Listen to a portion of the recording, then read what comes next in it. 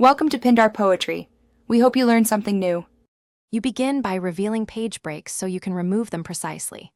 Click the worksheet tab you want, then go to View and choose Page Break Preview. This shows blue dashed lines for manual breaks and solid lines for automatic ones. Once done, save a quick copy so you can undo changes if needed. Make sure grid lines and headers are visible so you can identify unwanted breaks. Now that you see the lines, you're ready for the first actionable removal steps. You'll now remove manual page breaks precisely.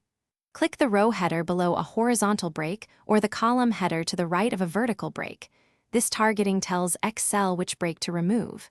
Then go to Page Layout, Open Breaks, and pick Remove Page Break.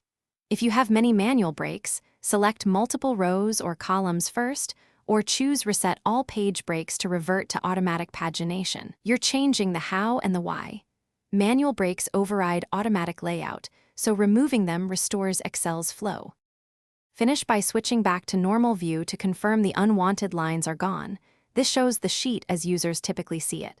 If a line persists, inspect the print area and remove or clear it, and unhide rows or columns that may contain hidden breaks.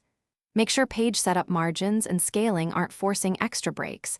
Adjust fit to one page wide or change scaling. One key troubleshooting tip: if things still look wrong, close and reopen Excel or use your saved copy to compare before / after states. Thanks for watching. Consider subscribing if we helped you.